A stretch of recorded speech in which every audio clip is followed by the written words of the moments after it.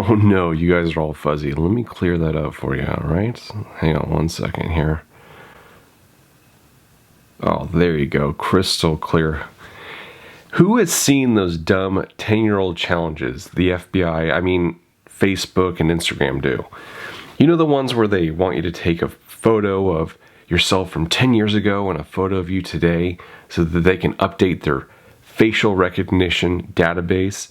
This gave me an idea. What if I did a 10-year challenge for government spending? Trigger warning, folks, it's pretty ugly.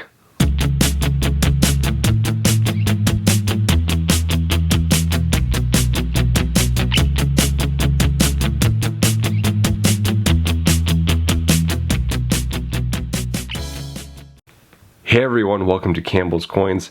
I hope you found your nearest safe space because you might need it today. Today, the Fed's released inflation data. We're looking at 7% official inflation, the highest number since 1982. I say official because unofficially, and I use that word without prejudice, inflation numbers, according to many economists, are said to be at least double. You've certainly been negatively affected by inflation in the last year and a half, maybe with prices at the grocery store or going out to eat or even at the gas pump. Nearly everything is dramatically up in price. But two things the government doesn't look at to find official, quote-unquote, inflation numbers is energy and food.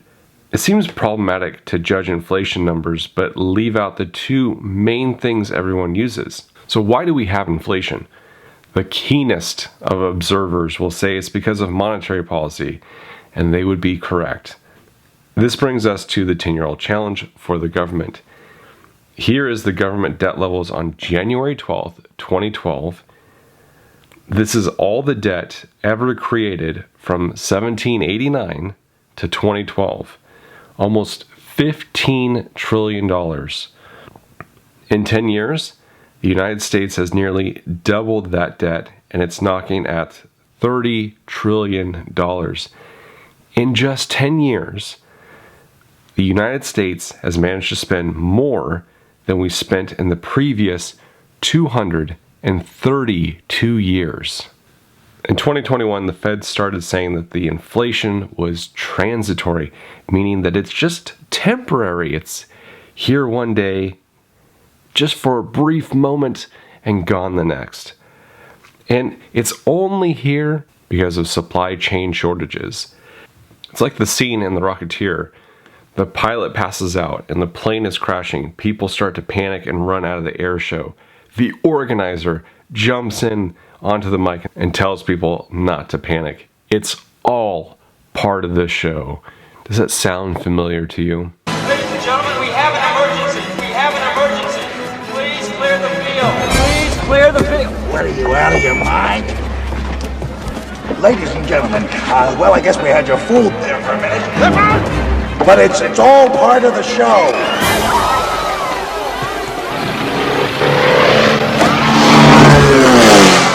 Stay in your seats, please. They've changed their tune so much, it's actually funny anyone actually takes them seriously. To be fair, it is a crap job. They know that things are garbage, but they have to sell a positive spin to the public. And they just don't want to be the last one to drop the hot potato. Gold has ticked up in price slightly this week in anticipation for all these reports that are coming out. And gold typically does this every quarter based on the news and the sentiment. Either it keeps steadily climbing or has a sharp adjustment downwards. This year, even with the crappy numbers and data, gold price has sharply adjusted downwards after all of these reports. Gold steadily ticked up higher when the debt ceiling needed to be raised and the deadline was mid-October. Then Congress voted to kick the can down the road and vote on it later. Gold price dropped like a rock shortly afterwards. I don't feel this week is much different. I am taking a wait-and-see approach to buying gold this month. Maybe towards the end of the month I'll pick up some, just to see how things play out. There is 1,000,001 things that can affect the price of gold, and guessing what will affect it in a positive manner or a negative manner is becoming an extremely difficult task. Many people thought inflation would drive up the price of gold, but gold has dropped in price in 2021. It will eventually climb higher, but it is not instantaneous. All people can do is guess because the normal indicators we used to use don't mean anything anymore. Not when the government is floating the economy with money printing. Ireland's central bank just purchased $88 million of gold on January 11th this year due to its concerns over inflation. This is about 2 tons of gold, and it's 66% of their previous holdings. Many other central banks were holding off on purchasing gold until the gold price dropped back down to the $1,500 level, but we may actually see central banks entering the gold market on the account of the same concerns. One of the biggest things I advocate for on this channel is to take your financial freedom into your own hands. Don't leave it to someone else, and don't leave it to worthless paper currency and bad assets. I buy gold as a hedge against inflation. I buy it as my savings. I'd rather have something of value than digital numbers in my bank account. Why don't we see higher gold prices with everything going on? One thing to always remember, a rising gold price is indicative of a failing economy. No wonder they want to keep the price as low as they can for as long as possible.